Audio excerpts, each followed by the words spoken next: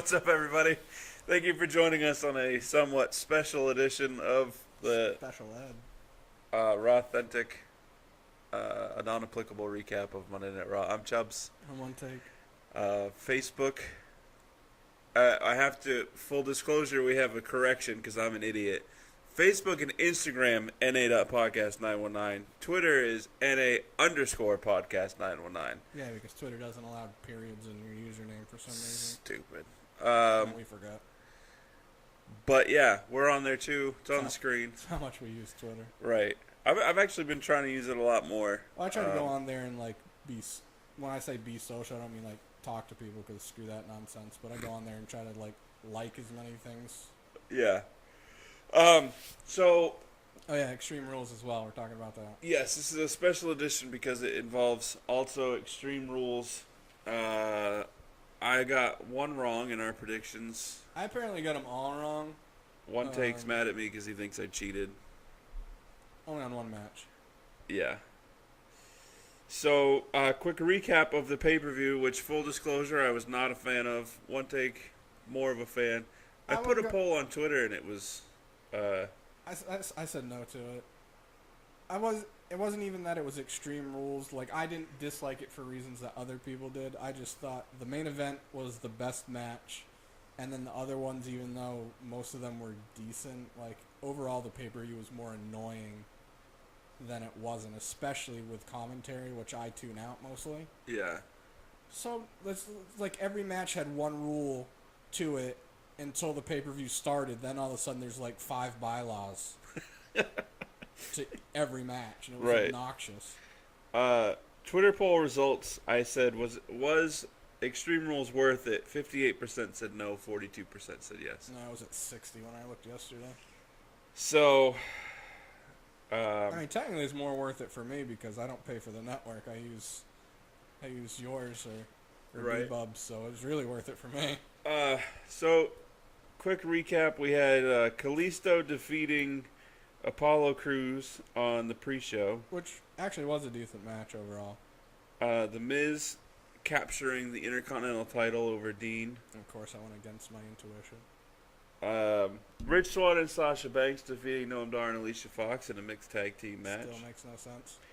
Alexa Bliss retaining the title against Bayley in a kendo stick on a pole match, which the rule book was just thrown out the window. That was an awful match. It was an awful match. It was an awful build up. Yes. Even Bayley's interview before the match. Yeah. So dumb. My problem with, and I'm only going to digress this a little bit on this part. Yeah, because I don't even want to talk about it after this. The original rules for anything on a pole match, so if it gets it, if it was a weapon, because sometimes they would do contract on a pole match, right, which is essentially just a toned down Money in the Bank match. But any weapon on a pole match, it was the first person to grab the weapon and use it wins. Or if you grabbed it, you won and you got to use it at your disposal. Leisure. I was going to say leisure. This match was the first woman to grab the pole, or hey now, Freudian slip. The first woman to grab the kendo stick off the pole was then able to legally use it in the match. That's how it was worded 100 times. At least 100. So instead of it being whoever gets it wins, it's whoever gets it can use it, but legally. Yet once it's legal to use, the other person can also use it. Apparently, it should have just been kendo sticks everywhere. Use them. It should have been a kendo stick match. Yeah, it was Not only was it a ridiculous match, the build up sucked, and it was a short match, and it did nothing for either of them. Yeah, 5 minutes and 10 seconds. Which 3 minutes of it was them just kind of tussling, and it was just a whole filler. It was awful.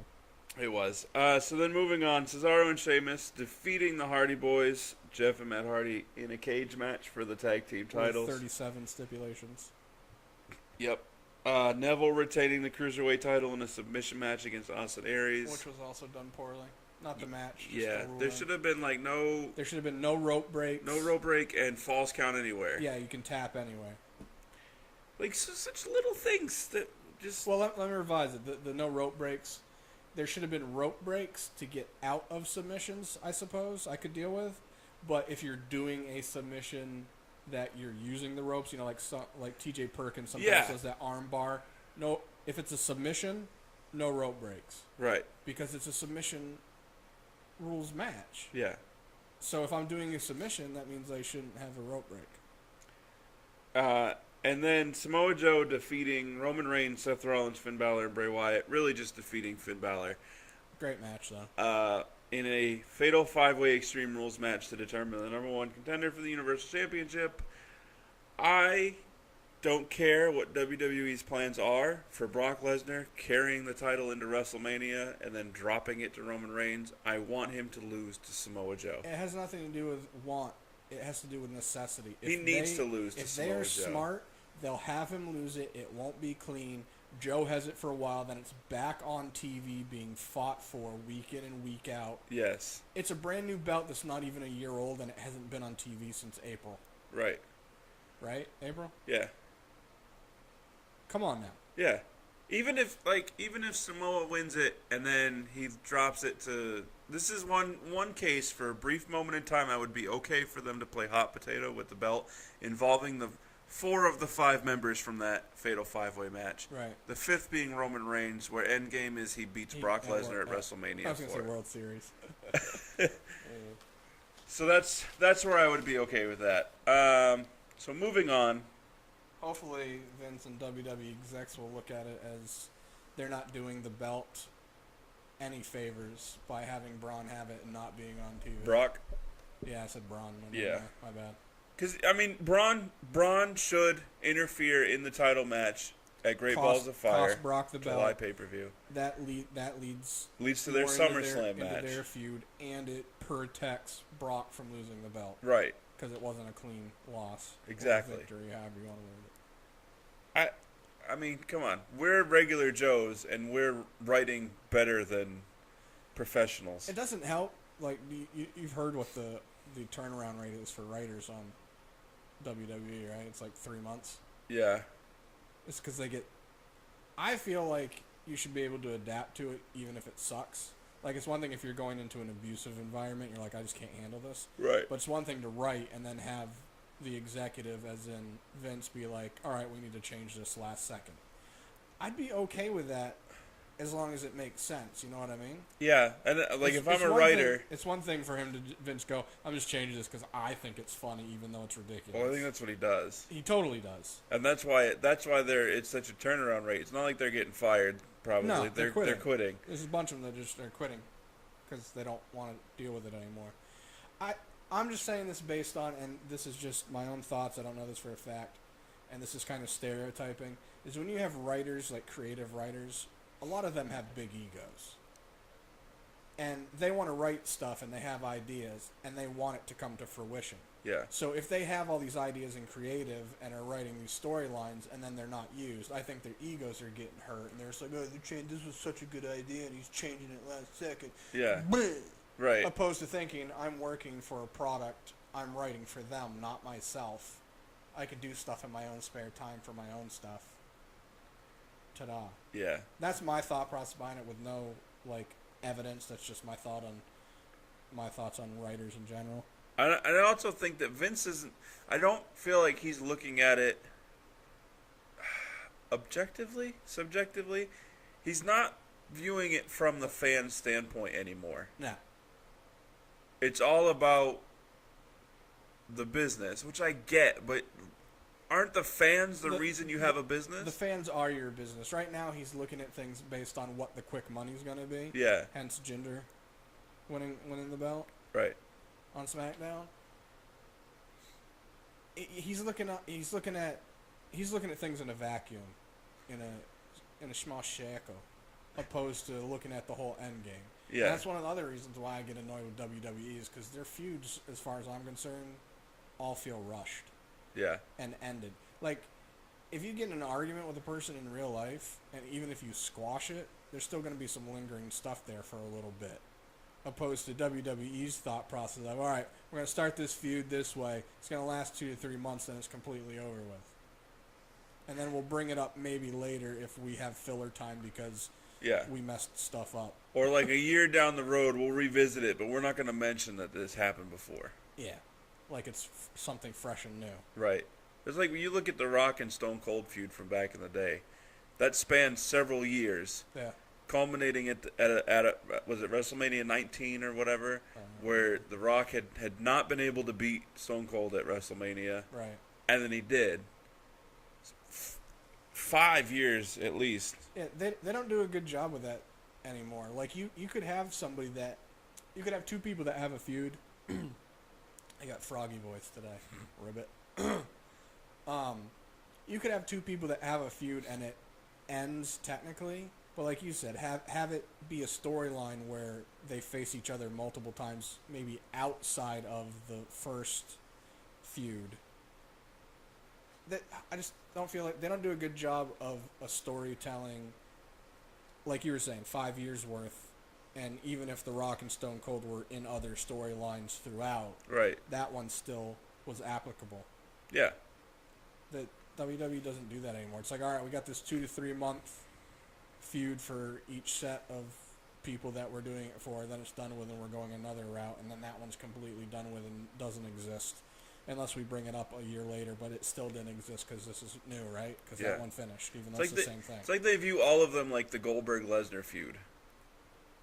Yeah, where there is technically like a time limit. Yeah. Yeah. That's why they need to do a better job of having a backup plan. They should have, all right, we have these two guys that we want in a feud, but then we need to have both of them have random, I put in quotes, random interactions with other people, so if somebody gets hurt, we have an organic way to start a feud with that person. Right. It's not brain surgery. Literally, as many times as they do random tag matches, have one of those to be like, all right, so we have this interaction. That way, if anybody gets hurt, we have two other possibilities. Yeah. I mean, and it just has to be like little subtle interactions that you could bring up later. It could literally just be somebody standing in the back after a match and a person walks by and bumps into him and like gives them an attitude, and you're like, what the hell? Yeah. Anything stupid and subtle like that. Right. I agree. So, Raw from post Extreme Rules, June 5th. Is it Pittsburgh? Yeah. Mohegan Sun Arena in something. PA. So quick recap of the matches, then we will discuss. Bray Wyatt versus Roman Reigns. Yeah, we'll get to it. Roman wins. Sheamus and Cesaro defeat Heath and Rhino. Duh. TJP defeats Mustafa Ali. Kalisto defeats Titus by pulling the tights. One Titus was trying to pull his. Big Show and Enzo defeat Gallows and Anderson. We'll explain why. And let's see. Alexa Bliss gets herself disqualified in a title match against Nia Jax. And then the main event, Samoa Joe defeated Seth Rollins. Not cleanly. Technically it was and wasn't. I mean, it either is or isn't. Full interference. Distractory. So, this is what I don't get. And I'm going to tie in, I guess I'll come back to this. Bray Wyatt versus Roman Reigns. Good match. It was. You know what's gonna suck is from now until WrestleMania, Roman's not gonna lose the match. Probably not. Not a singles match. No. And Brock either, presumably. Because they want, or if they do, it's not gonna be a clean match, or it's not gonna be an actual finish. It's gonna be, a random DQ or a count out.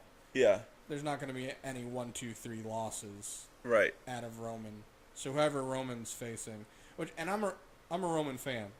I don't have any issues with it, but I understand other people having issues with it. Yeah. Like, I get that they want to push him as the beast, like, well, not the beast, but like an unstoppable force. sounds distracted us both. Let him lose quite a bit. And then when you start ramping up for WrestleMania, the narrative from Paul Heyman could be, how do you think you're going to beat the Beast Incarnate Brock Lesnar? You've been losing all the time. You're done. You know what I mean? Yeah. And then he can start like a little upswing of a winning streak and then beats Brock Lesnar at WrestleMania. That's not how WWE protects their wrestlers. But that makes sense though, right? Like it does. Like, I don't disagree with you and I'd be okay with seeing it, but the part that I don't is because story-wise, you can't really have a guy that can't seem to win a match, even though he beat The Undertaker, going into a match with a guy that beats everybody and is also the only one to beat The Undertaker. It takes away from it being more plausible. They could find ways around it, though. I mean, everybody have him in triple threat matches where he gets double teamed. Everybody goes through slumps. Yeah, they could find a way, and they could even find a way where if he loses a couple and it makes him angrier, you know what I mean, makes him more vicious. Yeah, anything is more organic than him just not losing and not losing. Yeah. Okay, I hate when these shows, for the purposes of us talking about them, I hate when something happens at the beginning of the show and then happens at the end. Especially if they're in the ring already. Because those ones drive me freaking nuts. Because I want to talk about, when I start talking about what happened at the beginning, I want to finish the conversation. Because of the tie-ins. Yeah. Yeah. But then it just kind of handcuffs us for the end of the show. So I will refrain. We'll move on. Here's what annoyed me most about that first match was the match started, a couple minutes go by, commercial. Comes back from commercial for 4 minutes. Yeah. Commercial. Yeah, the first hour was pretty much 50-50 commercial wrestling or segments. It was ridiculous. I also wanted to say that when Roman came out, it was during Bray's promo, which was another good promo. Yeah. I liked what he was saying. But once again, he says all this great stuff and then is booked to lose. Right. This is what I don't understand with what they're doing with Bray ever, is that they have him portray himself as this force. The Eater of Worlds. Eater of Worlds, new face of fear. The devil you do know. Whatever you want to call it. And then he just eats pin after pin after pin. I will say, at least in this match, they did have him look stronger, even though he lost, because like he took a couple Superman punches. Like he got the crap beat out of him, and didn't no-sell, but undersold some stuff, which made him look stronger at least, even in the loss. But like his whole narrative was that he basically wasn't given his sword to slay the beast, which was the number one contendership. So everyone that was in the Fatal 5-Way, the other 4 competitors, are all on his hit list, more or less, and he's going to make them pay for it. Loved what he said. Which they should have let him do. Exactly. Yet the first person he calls out is Roman, so you're instantly like, oh, he's going to win. Yeah, like, start off with somebody different. I don't know who they could have. Like, Finn wasn't on the show. They could have found a way to... I don't know. They just... There's no continuity to what they're doing, especially for good characters. None. So, Enzo and Cass, the saga continues. Yeah, they had their interview, and Cass saying, everyone that's insinuating it was me. It wasn't me who did it. Why would I do it? He's like my little brother. That just makes me think you did it. I don't... But... Here's my thing. WWE is known for, if it's in your face... and you think it's something, it probably is, because they're not really good at swerving you. Right. They're showing the Revival way too much in these things. Yeah, because they were in the background of another... Right after you saw Cass already taken out. Was it after or before? I'm pretty sure it was after. I don't remember. Let me look at my notes and I can tell you. Because I thought it was... after. I just said Revival in background. I probably didn't even write it down.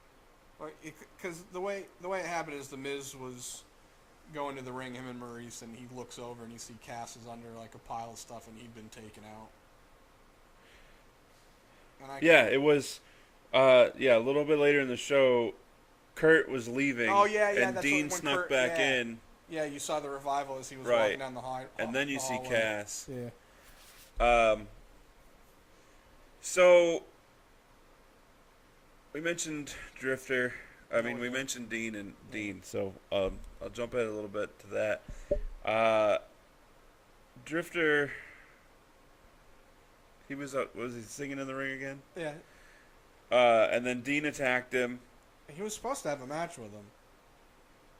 Yeah. That's fine because I wrote down Drifter and ring, and then and then match with Dean, and then Dean came out, attacked him, and basically demanded he wanted his rematch right then. So then I literally put in my notes, or nah. Right. He called out the Miz, and then this annoyed me too because Miz shows up on the big screen. He's like, Dean, I'm up here. And Dean was already looking at you. Right. Like, it was ridiculous. And then Samson attacked Dean. And then Dean went backstage and... As he was... Are they giving him the rematch next week? They weren't really super definitive. Kurt wasn't really super definitive. He's like, you'll get your rematch. It's just not tonight. Go home. Yeah, I don't really remember. So I want to assume next week. So Dean got kicked out of the... Yeah, because he was in the backstage and he was going to go find the Miz. Right. Kurt ran into him and Kurt's like, whoa. The last time Dean got kicked out of the building was hilarious on SmackDown because he found ways to keep coming back. Yeah. And I really thought they were going to do that again. But they didn't really... Well, they went with the aspect of you don't know where he is, and the Miz knows that he's around, so he's all paranoid, which I thought was well done. Or funny, anyways. And every time we see Kurt Angle backstage, he's on his phone because they're gearing up for something. It better not be lame. I'm hearing a match against Triple H at SummerSlam. Well, I know when he first came back, the rumor was that if he was going WrestleMania, if he was going to have a match in WWE again, his first match would be with Triple H. See, I had heard Miz. I didn't hear anything about Triple H until I think you had mentioned it last week. Yeah, see, I know I mentioned it last week, but I mean, talk about like I heard about it when he was inducted into the Hall of Fame. They were saying that, and when it was more decisive that he was going to be the GM. They were saying that if he passes his physical and can have a match and they decide to, his first match will be with Triple H. Right. And then other feuds after, which The Miz would make sense, especially with SmackDown. I'm saying based on what happened on SmackDown, not based on anything happening already. I'd rather he get that match. Well, whatever. Also, I read somewhere that maybe WWE was teasing a Samoa Joe versus Kurt Angle. Yeah, I mean, they technically could have. They've had matches before. But the only reason I saw that was because of this, and Samoa Joe was out in the ring cutting a promo. It was funny when he said pretty much that he wanted to be a Paul Heyman guy. Yeah. I'm assuming jokingly, but it was funny. Well, I took it as the way he said it, is he wanted to be a Paul Heyman guy because he wanted somebody to do all his talking and run his errands for him. Yeah. Do everything for him. Right, pretty much just putting dirt on Brock Lesnar. Yeah, just mocking it. So Paul Heyman came out and, as an advocate, I think I always laugh when he goes, "I'm just an advocate," and then he asks if he can get in the ring. Yeah. And then, like, probably the greatest moment of the night, which I wish that Joe had the microphone when he did it, but then I get why he didn't. Where he corners Heyman, he describes what's about to happen to him. It was a part that was great, but for me, I wished I visually couldn't see what he was doing because it was like he didn't know what he wanted to do with his hands, and it was awkward, and it was taking me out of it because it's like he wanted to stroke Paul's face. Yeah, that's why I think they should have gave him a mic. And then it's like he wanted to grab his hair, but he's like he doesn't have any. And right. Like I was waiting for him to get closer and just suckle his face or something. Ricky Bobby, what do I do with my hands? Yeah. That's why I think he should have had a microphone. Well, they did that so it was more of, it was supposed to be a private conversation. Yeah, that you to make it can't more hear. intimate and, Yeah. and whatever. I liked how they did it. It was just Joe in his hands. I would have much rather he just had his hand on Paul's shoulder. Yeah, or on the ropes. Yeah, corner him in so he can't get out. Have one on his shoulder, one on the rope, something like that. Instead of him doing this thing where it looked like he just wanted to caress his face. Yeah, it was a little weird. Eyes. But other than that, the segment was great. What he said was awesome. Yeah, where he just explicitly describes the coquina clutch. Something bad is going to happen to you right now. Yeah. And this is what's going to happen. And what I want you to do is go give this information in the greatest detail that only you can do. Yeah. To your client. And then puts him in the coquina clutch. It was great. You ever go night-night? Paul sold it great too because he stayed after Joe left, he just stayed I was like, down. he's really asleep. He just took a nap. He's like, Joe's comfy. Probably. Then that's when Kurt confronts Samoa Joe backstage. Yeah, backstage. That's where the rumors are swirling around. What the hell are you doing? He gets confronted by Seth Rollins, and Seth. Well, yeah, because Joe said anyone that gets in my way. Right. Of trying to get to Brock's going to get it. I don't care who you are. Implying he didn't care if it was Kurt either. Right. Well, yeah, and Seth came in. Seth was like, well, you beat Finn Balor. You didn't beat me. I'm not Finn Balor. Yeah, I'm in your face. So that's Joe's response to him was great, too. The mistakes we make, Seth. The mistakes we make. Sheamus and Cesaro. Oh, and that led to the main event. Right. Being announced. Did anybody really think Heath and Rhino were going to get a win over Sheamus and Cesaro? Oh, definitely not. Like, I wish they would do away with jobbers.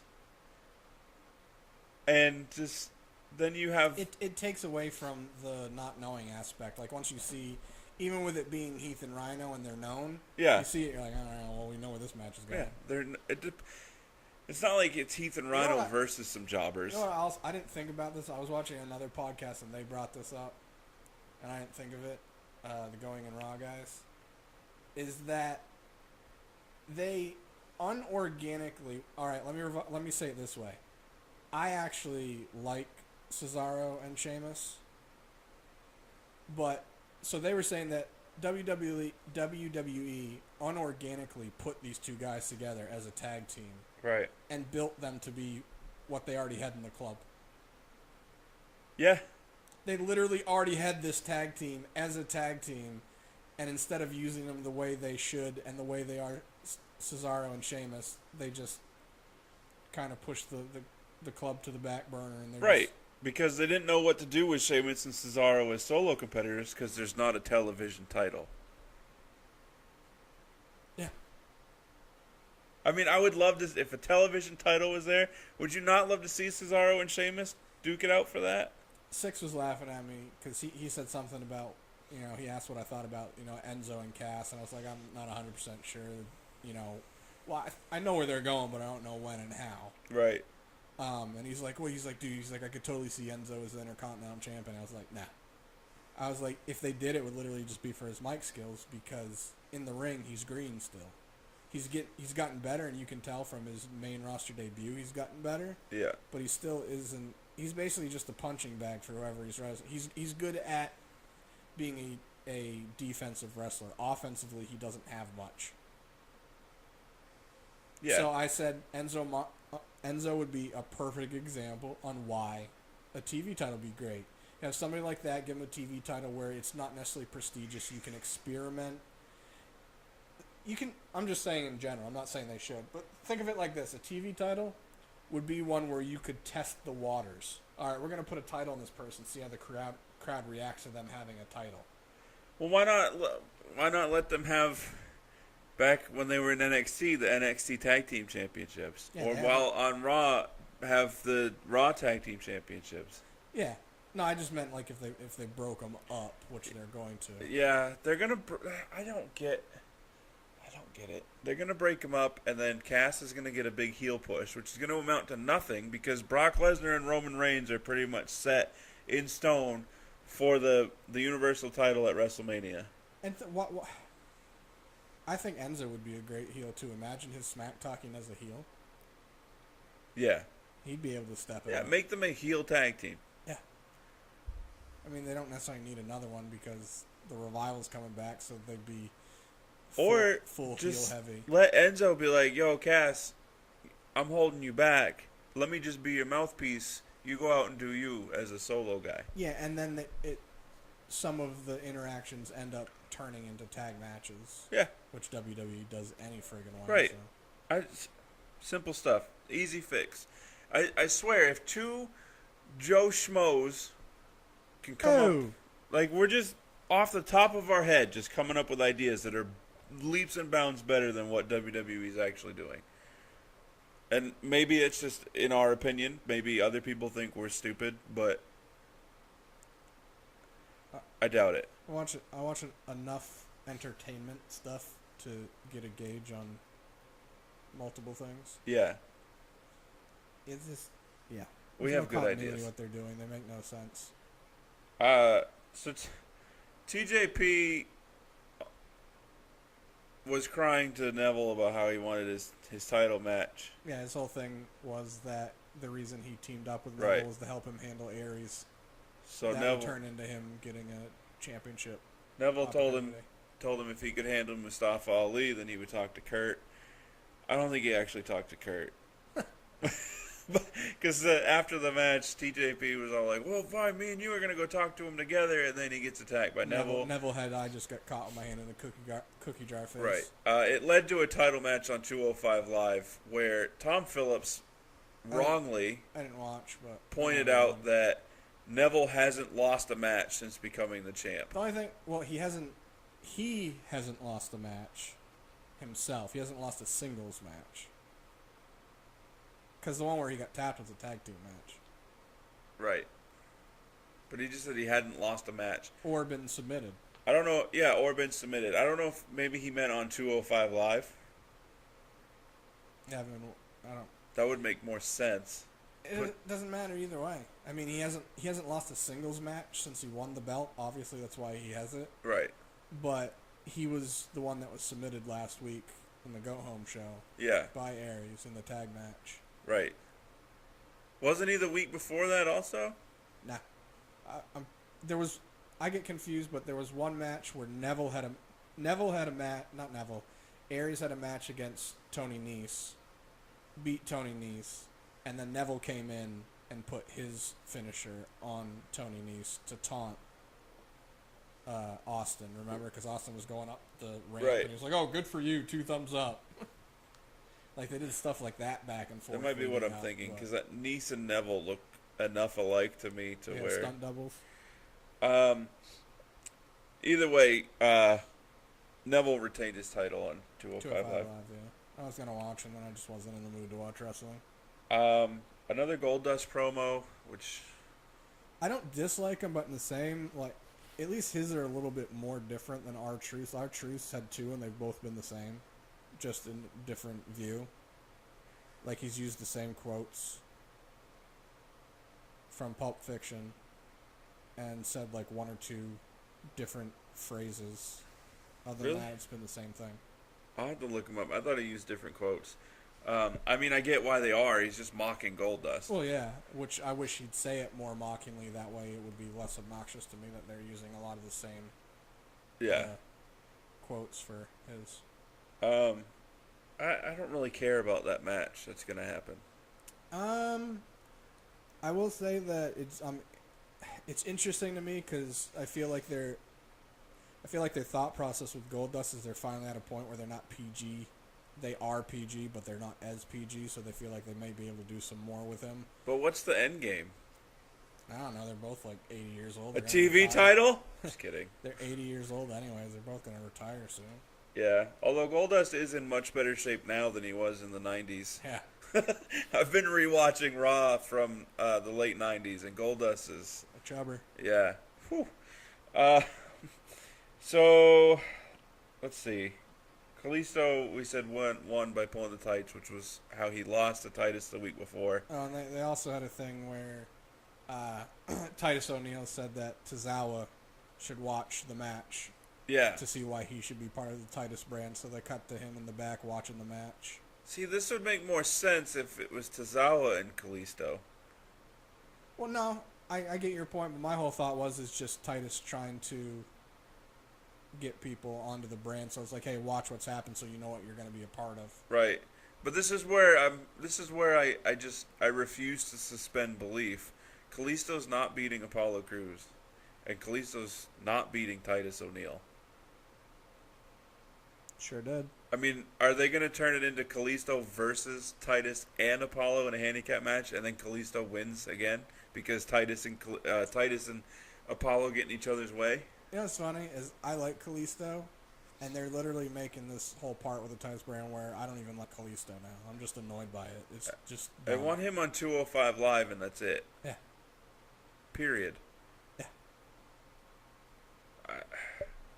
Even still, he's so tiny. Like, even against half the cruiserweights, he's tiny. Oh, he's got to be the smallest person on the roster. Yeah. Even some of the chicks are bigger now. Like we said, Cass was attacked backstage. Had this giant metal beam laying on him that the ref came by and just flung out of the way. I just looked at it as it was thin aluminum. Yeah. Those are things that are... It was like somebody hit him with it and then just happened to leave it on him. It wasn't like they knocked it out of the sky on him. And then he ended up, when the ref was there and Enzo came, and then Cass ended up having the gold chain, which is the exact chain that Enzo wears. Yeah. And Enzo was like, the guys that jumped me must have taken it and planted it. Which how do you see? That's what I don't get. Like, first of all, how do you not know that your jewelry's missing? Especially that chain, because that's gold and diamonds. That thing was probably a $30,000. Right. And secondly, why leave it on a beaten down Cass when you should, like, subtly hang it in Cass's locker? Or it's in his gym bag when he's pulling stuff out. I give you that look because that makes no sense. Like, if you're going to beat somebody up and you leave it on them, it's that way they can pick it up and be like, I didn't see who beat me. I grabbed this off from them, or they dropped it while beating me up. It being in the locker. And that would make more sense if Enzo had grabbed something and it was Cass's. You know what I mean? Like, and then Cass could be like, well, I haven't had that in a couple weeks. It got stolen. Well, that's why them doing it this way, it almost seems like it's just more of Cass, and he did it himself. Because who's going to have more access to Enzo's jewelry than Cass? Right. Only Enzo.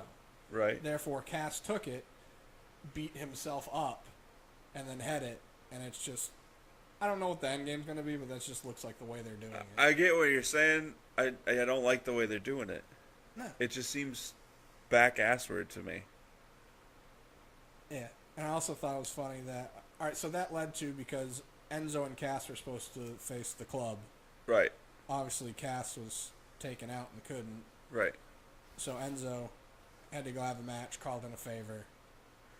The Big Show. Having the Big Show. Which...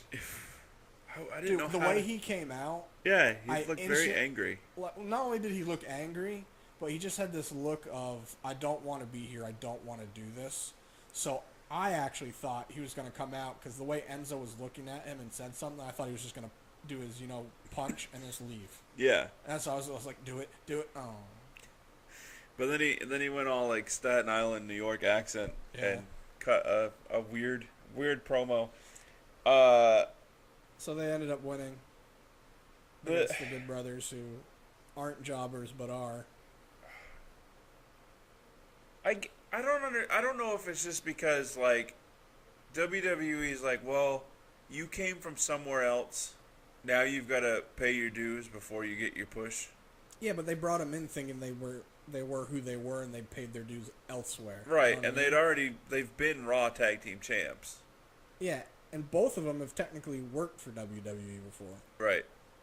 Even though Carl was supposed to when he left. You heard about that, right? Yeah, I don't blame him, though. Well, he came in, he was just, like, not starstruck, but just nervous, and he's like, I can't do this, and he ended up leaving. But, I mean, Luke's worked for them before. He was... Festus. And Imposter Kane. He was part of Sup, K? Straight Edge Society. Yep. With CM Punk. Yep. Like, he was in WWE, so it's not like he doesn't have some dues paid, you know what I mean? Right. I just don't get it. I don't either, because they're great, and not only seeing them out of character and knowing that they could bring so much of their own personality into feuds and make it great. I don't know this for a fact because I haven't watched too much of Carl Anderson by himself. Right. I have seen some of his matches, but Luke, AJ, and Finn all say that Carl is one of the best wrestlers they've ever been in matches with or wrestled with, just quality-wise and spotting and knowing where he's supposed to be and do. I did watch AJ Styles versus Carl when they were in the Bullet Club. Yeah. It was one of the tournaments that New Japan does, so they faced off against each other. Yeah. Great match. But anyways, the club. I think it wouldn't bother me as much if I didn't know as much of them outside of wrestling and didn't like them as much because they're awesome. Probably. But so what? Sorry, I digressed. So they went Enzo and Big Show won from a altered Empire. Oh, the boom shakalaka. Yeah. Bada boom Instead of Big shakalaka. Show just guiding Enzo, he picked him up. It was like, Yeah. because Enzo's, that's not how we do this. Right. It's not how we do this. And then he just throws him into a crossbody block. Carl. The Miz's celebration. When I first heard that it was happening and it first started, I was like, "This is stupid. Why? I wasn't, Nobody cares." I'm out of our immediate friends that watch wrestling, I'm the only one that's almost always liked the Miz overall. I assumed it was gonna be the same Just as it's always been. Him coming out, I'm the man. Yeah. Done. But it turned out to be funny. I thought, what? I loved that he mocked the crowd. He in true heel fashion, even though he greatly appreciated the crowd, and you could tell from the look on his face because they were chanting, Oh, you deserve it. Yeah. You could tell because once he heard that, you could tell the glimmer in his eyes. He appreciated that. Right. But he's like, I'm the Miz. I'm the heel. I need to be. Yeah. And he mocked them, and it was great. And once he did that, good on you, Miz. Yeah, because he says they chant it for everybody that wins a title. Yeah, that would make me feel a lot better if you didn't chant it for every wrestler that wins anything.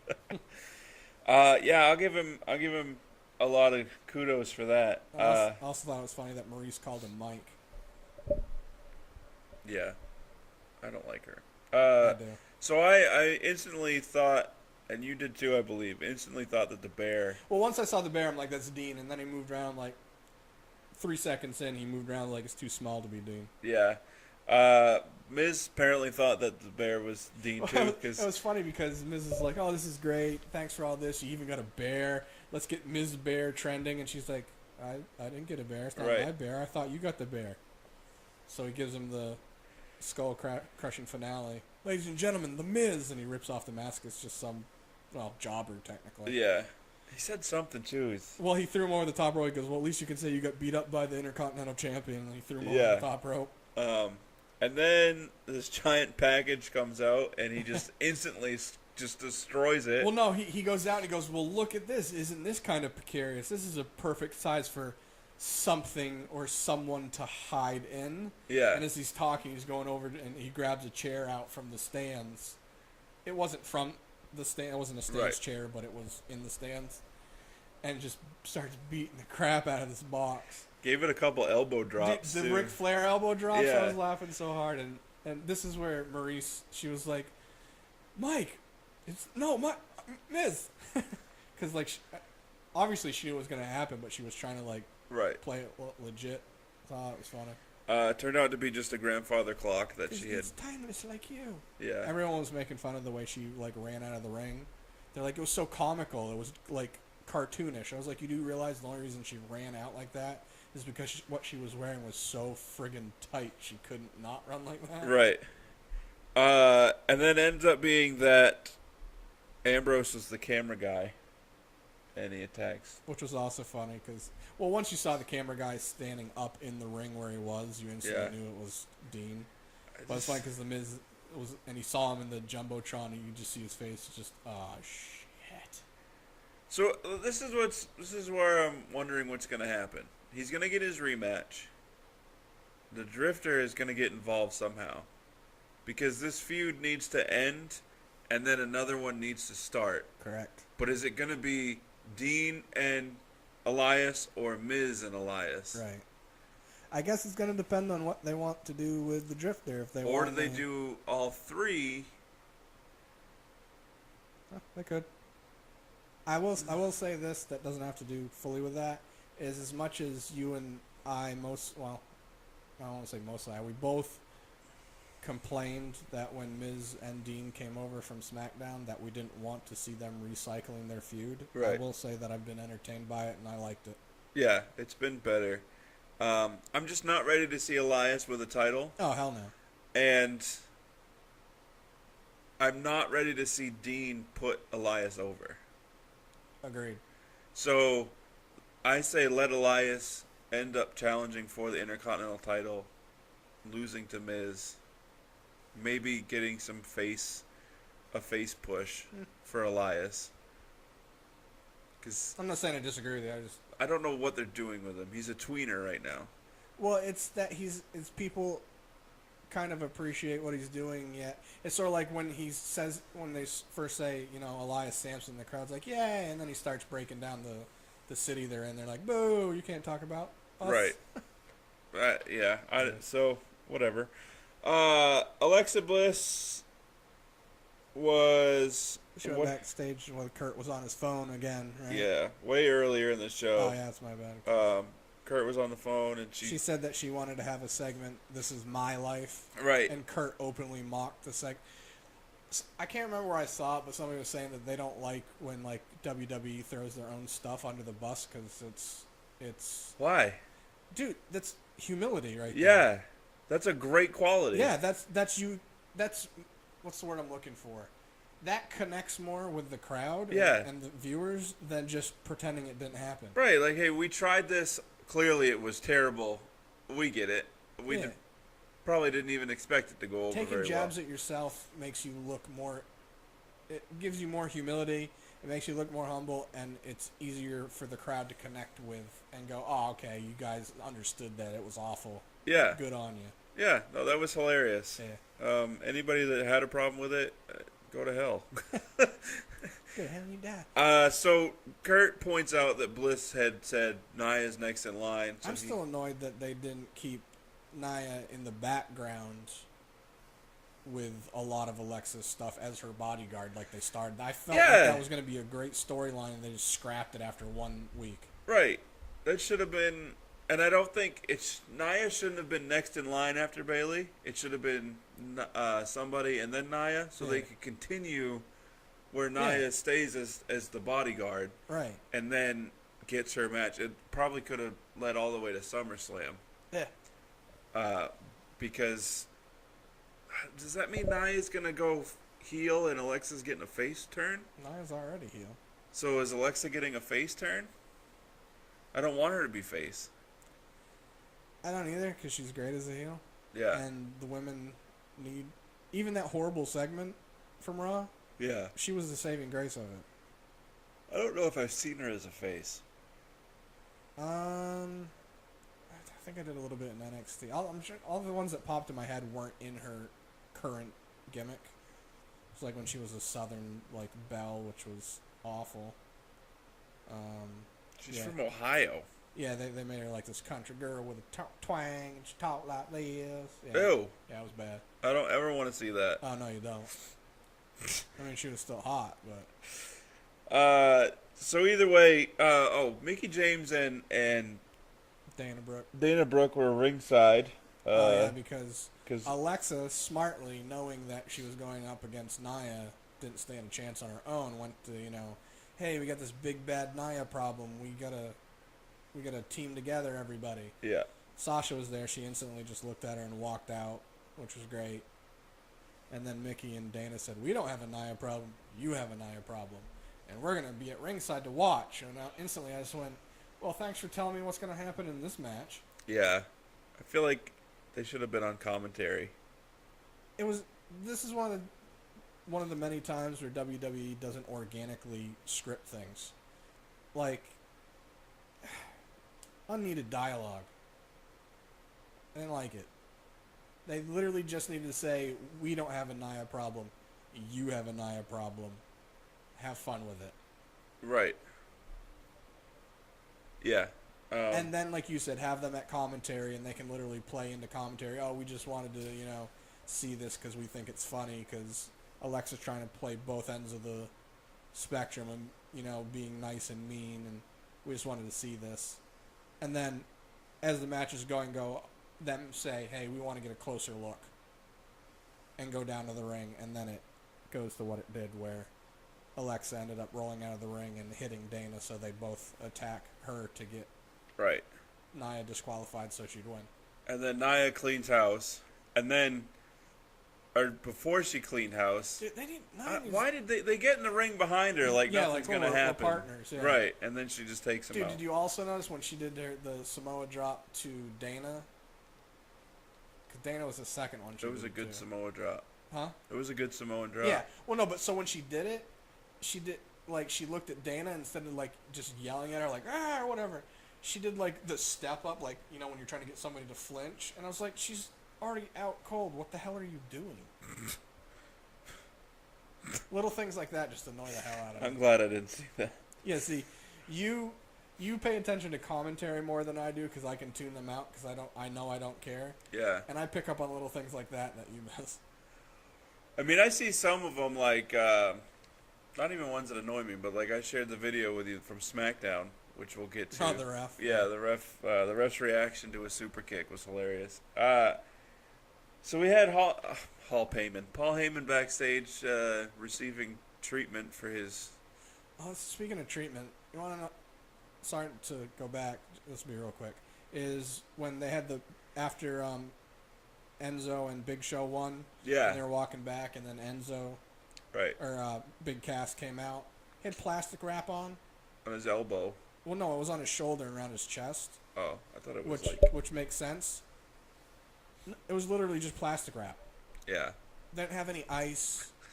They didn't have any heating pads. No, just wrap them in plastic and send them home. And then he accused Big Show of doing it. Yeah, and Big Show's like, trust me, if it was me, he's like, yeah. I'm a giant. You're gonna see me and hear me coming. And Enzo was like, yeah, he even makes concrete make noise or however the hell he worded it. Yeah, just makes pavement creak or something like that. Yeah. Anyways, my bad. So Heyman, he got a call from Brock Lesnar. Brock Lesnar told him that he needs to be there next week. So cut to next week. Brock Lesnar is going to be on Raw for the first time since the Raw after WrestleMania. Now, are they actually going to have a feud, or is it going to be a thing where they're going to line up a whole bunch of jobber security to separate them? Yeah, no, there will. If they're smart, well, this is tough because back before the Mania that Lesnar, we have 4.5-5 weeks until their match, right? Yeah. So it'll be the last 2 weeks where they have 1 week where Joe will kind of get over on Brock on a face-to-face, and then the next week the other one will. Yeah, or one will just keep getting over. I'm just saying that based on what they normally do. It's like the one, before Brock Lesnar faced Undertaker at WrestleMania, they had their first face-to-face encounter, which it was still a month to go before WrestleMania, maybe even more, and they had them immediately get into a fight. That poured out backstage and everything. Yeah, I remember. I hated that they did it that soon. There was no build-up for it. It's like, these two are fighting at WrestleMania. They're face-to-face right now. They're fighting. This one, at least with Joe and Brock, it would make sense because Joe took out Paul, so Brock could obviously have a reason to be pissed. Yeah. So, yeah, that would make sense. I want to see Joe in the ring cutting a promo, calling out Brock. And then he just comes out, hits him with an F5, and leaves. Yeah. I don't know how to word this. Remind me of SmackDown during the women's segment, how it didn't feel ended, and the way they telegraph stuff I don't like. Okay. If you're listening and want to know, check out our SmackDown episode. So final match, main event: Samoa Joe defeating Seth Rollins. This is why I was so confused. You know, for as two good of wrestlers as both of them are, all their matches have been off. It's like they haven't caught like their vibe together. You know what I mean? I mean, they're not bad matches, but I feel like out of the both of them, they could have great matches. Yeah, I think a lot of it too is if WWE would just take the reins off, or I'll say take the leash off because Roman Reigns and everything. Yeah, no. They take the leashes off of them and just say go at it, improvise, do your own thing. They could have great matches. I wish they did that. So what they should do is they should have creative do what they do for the regular shows, and then like the week before the pay-per-view, the go-home shows, they should go, all right, you guys kind of get the leash off a little bit. This is where we're willing to let you go. But know that for the pay-per-view, leash is completely off. Go ham. Yeah. That would make pay-per-views so much better. I am so sick of WWE matches all feeling and looking the same. You have the guys that they have their spots, do their moves for their individual parts. Right. And then the rest of the matches are all the exact same. It's like people complain that Roman Reigns and John Cena only have a handful of moves. It's like the same with everybody. I just want to be entertained. Yeah. I mean, you and I talked about this in not on the show. Who is one of the most over wrestlers ever? One of the Like of all time or recently? all time. Stone Cold. Older. Oh, Hulk Hogan. Hulk Hogan. Yeah. Anyone listening? I was a Hulk Hogan fan growing up. Loved Hulk Hogan. I can't think of more than 3 things he ever did. He did a body slam. He did his leg drop, the big boot, and the leg drop. Yeah, and other than that, it was just his pre-match hyping up the crowd. Yeah, and then mid-match hulking out. Yeah. Yeah. And some punches here and there. Yeah. That was it. And he's one of the most over wrestlers ever. Yeah.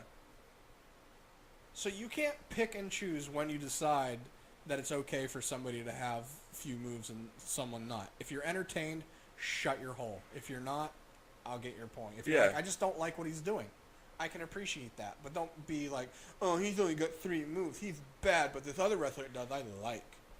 Right. And the crowd that hates Roman, he's doing his clotheslines in the corner of the punches, and they're counting along with him. I would like to say that out of everything that Roman does that I like, I hate that. Just because the way it looks is stupid to me. He's just... It looks dumb. It's not like he's booked as too much of a strong beast to be giving these weird clothesline hits. It should be him literally looking like he's punching them. Or some variation of something. Not these weird, I'm kind of just slamming my chest into yours and doing a weird clothesline-y thing to your shoulder. Yeah, I agree. So, towards the end of the match, the whole Bray Wyatt little mini vignette thing happens. And you think that he's going to be there, and then he's not, and then Rollins looks confused, and then Joe takes him out with the coquina clutch. All right, so I have 2 scenarios to this that I felt would have been a lot better than what they did. The first one, Bray needed to beat Roman. I have 3 scenarios to this that would have made more sense and been better than what they did. Okay. 1, other that, or the match had no winner.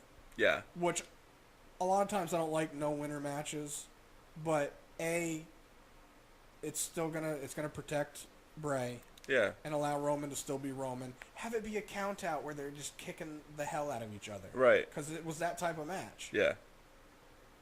So yeah, that. But then in the Joe and Seth match, I think when they should have had it where, I know that the lights go out when Bray's stuff hits, but they should have had the lights on for like a half a second more than they normally would, and have Seth looking confused then. Bray's theme thing hits, the lights go out, come back, he's already in the coquina clutch in the middle of the ring. Yeah. Already in it. And then the ref is just like looking around like, what the hell? And obviously you don't you didn't see anything, so we Right. can't call anything. Ding, ding, ding. Joe wins. Or Bray's stuff hits, lights come on, they're both on the ground, and Bray's standing there. Or they're both on the ground and Bray's not standing there, or just Seth's on the ground and Bray's not standing there. Or Bray's just there, and they all duke it out. Yeah. It should have been something, because you can't have Bray have the promo that he had to start the show saying, I'm going to take it out on all the other 4 competitors. Have his music hit, and then he's not even in it. Right. And then he loses the first attempt. Yeah. And he's going to lose to Seth next week. And I'm going to use the word annoyed more strongly than I intended to, because it's too strong of a word. But I was kind of annoyed that Finn wasn't on the show. Not saying that I knew what they could have done, but with Bray saying what he did, and then only 3 of the 4 people he was going to go after being there. Yeah, but like he's not going to get over on Samoa Joe anyway, because Joe's the number 1 contender. He didn't get over on Roman. Now it just makes no sense for him to get over on Seth. Finn, I get not being there. I read. No, I get him not being there, and I like thinking of the show. I don't know what they could have had him do. It's just I Right. like Finn, and I like Finn, but at the same time, it's like when you pick a song that you like and you make it your alarm clock. and also not having him on the show allowed us to not have WWE mess something else up, and have him eat another pin 2 weeks in a row. Yeah. Actually, it wasn't a pin. He got tapped out, or got coquina clutched in Extreme Rules. But Right. either way, that's a weird way to build a guy and not fully protect him. But not having him on the show, it's kind of like Ring of Honor, where you don't see the same guys every night. You don't get tired of them. Yeah. You don't get worn out. That's still another reason why I was okay. like with when it. Big Show's not on TV for a while. He complained that he was on TV too much and he was no longer a spectacle. Yeah, it was taken away from him. Yeah. So I'm sure he'll be there next week. Yeah. Somebody will be jobbing out And to him. I was literally just saying it based on the Bray promo. Yeah, I mean it would have made sense to have him. Storyline wise. Otherwise, I totally agree with you. Not even wrestling capacity, just there for some reason. Yeah. I agree.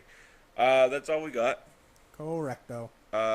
Facebook and Instagram, na.podcast919. Twitter at na_podcast919. One Take and I are there also. While you're here, like, share, and subscribe. I forgot to mention that in the beginning. Too bad. So sad. Hopefully you stayed listening to the whole thing. And Not based on analytics. I know. Oh, 2 seconds in, I'm done. It's gotta be our voices. It did go up. 5 seconds? Nah, it's up to like 6 minutes or something. I don't know how accurate the time is, like, because I actually had some of our videos where I check them just to make sure the audio was good through the headphones and stuff, and on YouTube. Yeah. Just the way we do it, I can't always tell through the TV and stuff. Right. So I was like, man, I'm watching it, and from my account, that's probably messing with an analytics. So I started like, and I also don't know if this matters, but I started just fast forwarding through the whole show all the way to the end. And then I was like, it's a view, and it's technically watching all the minutes. Right. Well, oh well. Do all that stuff. Check Yeah. out other episodes. Yeah. Deuces. Double deuces.